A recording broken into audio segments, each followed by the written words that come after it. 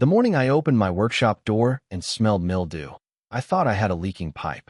By the time I reached the back wall and saw my table saw sitting in 6 inches of muddy water, I realized somebody had just destroyed years of my life. What I didn't know yet was that the people responsible lived behind the most expensive golf course in 3 counties, and before it was over, that golf course would become the biggest mistake they ever made. My name is Ethan Mercer, and for most of my life I've been a woodworker. Not the kind with a television show or a fancy online store, just a regular guy who spent 40 years building furniture, restoring antiques, and making custom pieces for people who still appreciated work done by hand. My workshop sat behind my house outside a town called Willow Creek, a quiet place tucked into the rolling hills of western Tennessee. It wasn't much to look at from the outside, just a weathered cedar building with a green metal roof, but inside was where I spent most of my free time. Every tool had a story. Every shelf held a project waiting to happen. My late wife used to joke that I loved that workshop almost as much as I loved her, and I'd always tell her she was wrong, but not by much. The night before everything happened, we'd had one of those summer storms that seemed to shake the whole county. Thunder rattled windows, rain hammered rooftops, and by sunrise the roads were still shining from all the water. Nothing unusual for that time of year. I'd seen worse storms dozens of times before. That's why the smell caught me off guard. Water damage has a scent all its own, and the second I stepped inside I knew something wasn't right. My boots splashed. I froze. For a few seconds I just stood there staring. Lumber I'd been seasoning for nearly a year floated against the far wall. Tool cabinets sat half submerged. Rust already covered the surface of machines that had cost me decades to collect. I remember reaching down and touching my grandfather's hand plane, a tool that had survived 2 generations, and seeing orange corrosion spreading across the steel. That hurt more than any insurance estimate ever could.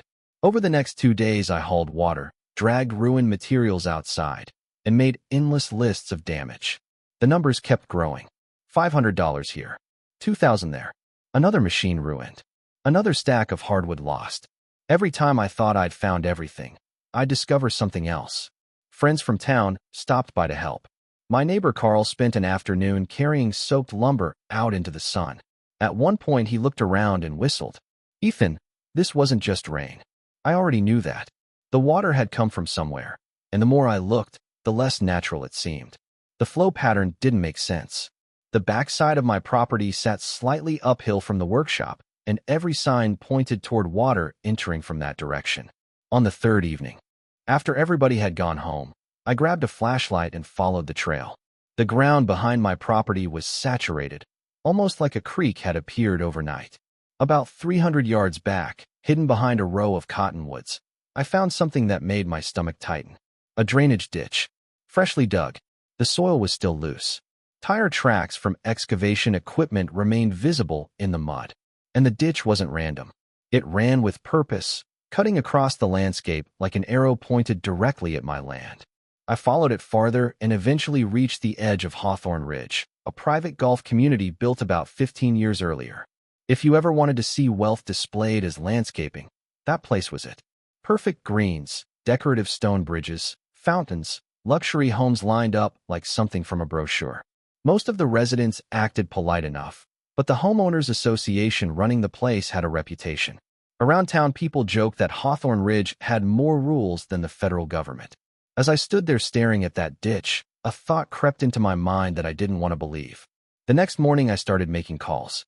County offices, drainage inspectors, a retired engineer I knew from church. Piece by piece, the story started coming together. A month earlier, Hawthorne Ridge had approved drainage improvements around several sections of the golf course. Their goal was simple: move stormwater off the fairways faster, keep the greens dry, protect property values. Somewhere during that process, somebody decided the excess runoff needed a destination. Unfortunately, that destination happened to be my workshop. By late afternoon, I had enough information to make one phone call. The number belonged to Gerald Huxley, president of the Hawthorne Ridge HOA. He answered on the third ring. I explained the flooding. I explained the damage. I explained the drainage ditch that now pointed directly at my property. There was a long pause. Then he sighed like I was interrupting his lunch. "Mr. Mercer, everything was done according to community guidelines." I remember gripping the phone tighter. "I don't live in your community." Another pause. Then he laughed. actually laughed. It's just water, Ethan. You'll be fine. For a moment, I couldn't even respond. Thousands of dollars in damage. Years of tools ruined. Months of work destroyed. And his answer was, "You'll be fine." That should have been the end of the conversation. But before hanging up, he said something that stuck with me. The golf course comes first. That's what keeps this community alive. After the call ended, I sat alone in my damaged workshop staring at muddy footprints across the floor. The golf course comes first. The words echoed in my head for hours. Then, sometime after midnight, while looking out toward the pond behind my property, I remembered something Gerald and his board had apparently forgotten. That pond had been part of my life for as long as I could remember. My father used to fish there on summer evenings, and when I was a kid I'd sit beside him watching dragonflies skim across the surface while he told stories about the old days. The water stretched across two properties, mine and the golf course, but most of it sat on my side of the line. Over the years it had become one of those arrangements nobody questioned. Hawthorne Ridge drew irrigation water from the pond. I enjoyed the view, and life moved on. At least that's what everybody assumed. The more I thought about it, though, the stranger it seemed. My father had always said the original developers asked permission before installing their pump system. Permission, not ownership. A handshake, not a contract. Back then people still trusted each other. They made deals face to face and expected their word to mean something. The problem was that handshakes don't survive forever, especially after the people who made them are gone. The next morning, I drove to the county records office. I wasn't looking for revenge. Not yet. I was looking for answers. An older clerk named Margaret helped me pull maps, property surveys, and easement records. We spent nearly 3 hours digging through archives. By lunchtime, she leaned back in her chair and adjusted her glasses. "Well," she said, tapping a survey map, "this is interesting." She pointed at a small structure marked near the pond's edge, the irrigation pump house. According to the official survey, it sat entirely on my property. Not partially. Not mostly. Entirely. Then we checked for recorded easements. Nothing. Water rights agreement. Nothing. Long-term access contract. Nothing. Every folder came back empty. The golf course had been using that water for over a decade without a single legal document granting them the right. I thanked Margaret and drove home with a copy of everything. The farther I drove, the more Gerald's voice replayed in my head. "It's just water. You'll be fine." By the time I pulled into my driveway, I had stopped feeling angry. Anger burns hot and disappears. What I felt now was something colder. Something quieter. That evening Carl stopped by again. He found me sitting on the porch staring toward the pond. "You look like a man planning something," he said. I handed him the survey map. 5 minutes later he started laughing. "You're telling me their entire irrigation system depends on a pump house sitting on your property? Looks that way. And they flooded your workshop?" "Looks that way too." Carl leaned back and grinned. "Well, that's unfortunate." The next morning I drove into town and bought the heaviest steel lock I could find. Nothing dramatic. Nothing illegal. Just a lock. Around sunrise the following day, I walked down to the pump house carrying a thermos of coffee. Birds were chirping. The pond was perfectly still. It felt almost peaceful. I reached the building, closed the door, slipped the lock through the latch, and clicked it shut. The sound echoed louder than it should have. Then I took a sip of coffee and walked away. I didn't cut wires. I didn't damage equipment. I didn't threaten anybody. I simply secured access to a building sitting on my land. For most of that day, nothing happened. Then around sunset, I noticed something interesting. The sprinkler heads scattered across the distant golf course never activated. The next morning, they didn't run either. Day 3 arrived and patches of green started losing their color. Day 4 brought phone calls. First a maintenance supervisor, then a golf manager, then somebody from the HOA board. I answered politely every time. "Sorry," I'd say. "Private property." By day 5, the situation had become impossible to ignore. Summer temperatures climbed into the 90s. Fairways began fading from emerald green to dusty yellow. Wealthy homeowners who paid enormous fees for perfect views suddenly found themselves looking at stressed grass and dry patches. Golfers complained. Guests posted negative reviews online. The resort restaurant manager reportedly spent half his day apologizing to angry visitors. Then Gerald showed up at my front door. He arrived in a golf cart, which somehow felt appropriate. I was sanding a cabinet door when he walked into the workshop, or what was left of it. He looked around briefly, probably noticing the water stains still visible along the walls. "We need to discuss the pump house," he said. "Do we?" I replied. He crossed his arms. "You're interfering with community operations." I set down my sanding block. "Funny. I thought flooding my property counted as interference." His jaw tightened. "This isn't the same thing." "No," I agreed. "It isn't. My workshop actually belongs to me." The silence between us could have cracked glass. Gerald wasn't used to people pushing back. Men like him spend years surrounded by agreement. They start believing every inconvenience they experience is somebody else's responsibility. Before leaving, he warned me the HOA's attorneys would be contacting me. I told them I'd be waiting. 3 days later, the letter arrived. Cease and desist. Legal language. Threats. Demands. According to their lawyers, I was causing financial harm to the community. Reading it almost made me laugh. Financial harm. I looked around at ruined tools worth thousands of dollars and wondered if irony was visible from space.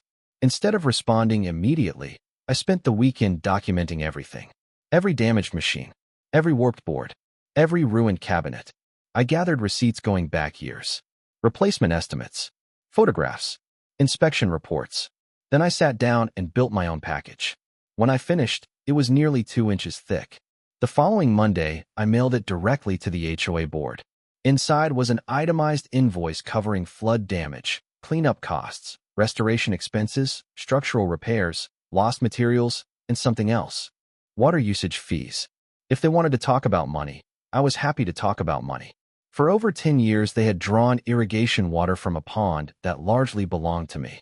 Since there was no legal agreement establishing free access, I calculated what fair commercial usage would have cost. The total wasn't small. When everything was added together, the number became large enough to make people uncomfortable. A week later, Gerald called. He sounded furious. "This invoice is ridiculous." "Which part?"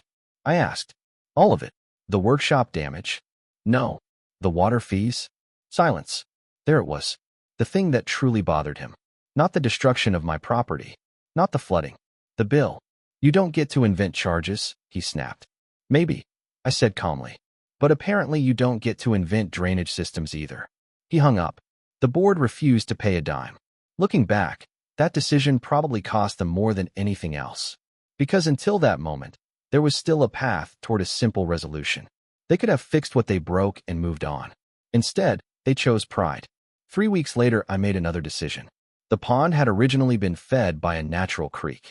Years earlier, the developers had raised water levels to create a larger reservoir for irrigation. Since most of the pond sat on my land, I had every right to restore it to its historical level. So that's exactly what I did. After consulting the county and obtaining the necessary approvals, I opened the old control structure and gradually lowered the water. Not enough to damage wildlife. Not enough to create environmental problems. Just enough to return it to its original state. The effect on the golf course was immediate. Their pumps could no longer pull sufficient water. The remaining supply became unreliable. Within days, tanker trucks started arriving. Huge trucks. Expensive trucks. Every morning they rumbled through the gates carrying water to keep the course alive. Residents noticed. Visitors noticed. Everybody noticed. The grass continued fading despite their efforts. Brown patches spread. Fairways thinned. Complaints multiplied. HOA meetings turned ugly. Homeowners demanded answers. Board members blamed contractors. Contractors blamed engineers. Engineers blamed weather. Nobody wanted to blame the decision that started everything. One evening, Carl drove over carrying burgers from a local diner. We sat on the porch watching another tanker truck disappear toward Hawthorne Ridge. "Think they'll figure it out?" he asked. "Figure what out?" "That this would have been cheaper if they'd just fixed your workshop." I watched the truck vanish beyond the trees. Then I shook my head. Not yet. Because by then, something bigger than money was happening. The board had spent years believing they could push people around without consequences. The flooding wasn't an accident anymore. It had become a symbol of how they operated. And symbols are expensive things to lose. As summer rolled into fall, pressure inside Hawthorne Ridge kept building. And eventually, somebody on that board realized they were running out of options. By early October, Hawthorne Ridge looked like a community caught between two realities. From a distance, it still appeared beautiful. The entrance fountains worked. The stone walls gleamed. The clubhouse hosted weddings and charity dinners like nothing was wrong. But once you stepped onto the course, the cracks started showing. Entire sections of fairway had lost their lush color. Maintenance crews worked around the clock, trying to keep things presentable. Tanker trucks rolled through the gates so often that residents had started joking they should be added to the community logo. Only nobody was really laughing anymore. What finally changed everything wasn't a lawsuit or a court order. It was math. Somebody on that board eventually sat down with a calculator and realized they were spending more every few weeks on emergency water deliveries than it would have cost to repair my workshop from the very beginning. Funny how quickly principles disappear when invoices start arriving. The call came on a Thursday afternoon. I recognized Gerald's number immediately. For a moment, I considered letting it ring. Instead, I answered. The difference in his voice was obvious before he even finished saying hello. The confidence was gone. The arrogance was gone. What remained sounded like exhaustion. "We need to talk," he said. I looked out the workshop window toward the pond. "I'm listening." There was a long pause. Then came the words I'd been waiting months to hear. What would it take to settle this? A week later, we met inside a conference room at the county administration building. Not at their clubhouse. Not on their golf course. Neutral ground. Gerald arrived with 2 attorneys and several board members. I brought a folder and a cup of coffee. The meeting lasted nearly 6 hours. They negotiated. They argued. They complained about costs. They tried explaining how difficult the situation had become. I listened politely. Then I reminded them how difficult things had become the day I opened my workshop door and found years of my life underwater. Eventually, reality won. The final agreement was simple. Hawthorne Ridge would fully fund the reconstruction of my workshop. Every damaged tool would be replaced. Structural repairs would be completed by contractors of my choosing. Additional compensation would cover materials, cleanup costs, and losses associated with interrupted work. Most important of all, any future access to pond water would require a formal 25-year lease agreement. Annual payments would be made in advance. Access terms would be clearly defined. Liability protections would be written into every page. No handshakes. No assumptions. No community guidelines. Just signatures and obligations. When the last document was signed, Gerald slid the papers across the table and looked at me. For a second, he seemed older than when this whole mess started. "You really could have made this harder on us," he said. I thought about that for a moment. The truth was, he was right. I could have dragged things through court for years. I could have fought every inch of ground. But somewhere along the way, this stopped being about revenge. It became about accountability. "You should have thought about that before the flooding," I replied. Neither of us said much after that. There wasn't anything left to say. Construction on the new workshop began 2 weeks later. Watching the old damaged structure come down felt strangely emotional. Every stain on those walls carried a memory. Every workbench held part of my history. But sometimes rebuilding requires letting go of what can't be saved. By Christmas, the new building was finished. It stood on the same spot as the old one, only stronger, larger, and better designed. New cedar walls filled the air with that clean scent only fresh lumber creates. Sunlight poured through upgraded windows. Every tool had its place. Every cabinet closed smoothly. The first morning I walked inside alone, I just stood there for a while. No radio, no machinery, no distractions, just silence. I ran my hand across a brand new workbench and thought about my wife. I thought about my father. I thought about all the years spent building things one piece at a time. Then I smiled. Because despite everything that happened, the workshop wasn't really what I got back. What I got back was respect. The kind that's easy to lose and difficult to recover once people decide your property, your time, or your livelihood doesn't matter. These days, Hawthorne Ridge still draws water from the pond. Every sprinkler on that golf course still depends on the agreement sitting in a filing cabinet at the county office. The course itself looks beautiful again. Perfect greens. Perfect fairways. Perfect photographs for real estate brochures. Visitors would never guess how close it came to becoming an expensive field of dry grass. Sometimes, when I'm fishing near the shoreline at sunset, I can see golfers in the distance lining up putts beneath the evening sky. They'll never know the story behind the water keeping that grass alive. They'll never know how many board meetings, angry phone calls, legal letters, and sleepless nights are buried beneath those fairways. And maybe that's fine. But every now and then, usually when the light hits the pond just right, I catch myself looking toward the course and remembering Gerald's words. The golf course comes first, Turns out he was wrong, because sooner or later, every community learns the same lesson. It doesn't matter how expensive the homes are, how perfect the landscaping looks, or how many rules people write for their neighbors. None of it works without respect. Lose that, and everything else starts sinking into the mud. And honestly, that's the part of this story I still think about. Was I right to push back as hard as I did? Should I have taken the first compromise they offered? Or did the HOA deserve every consequence that followed after they flooded somebody else's property and dismissed it with a shrug? I'd love to hear what you think. If you were in my position, would you have done the same thing, or would you have handled it differently? Drop your thoughts in the comments below, because these neighborhood battles are rarely as simple as right versus wrong. And if you enjoy stories about HOA conflicts, property disputes, and ordinary people standing up for themselves when powerful groups push too far, make sure to like the video, subscribe to the channel, and turn on notifications so you don't miss the next story. Trust me, this wasn't the last time somebody learned the hard way that a quiet neighbor isn't always a powerless one.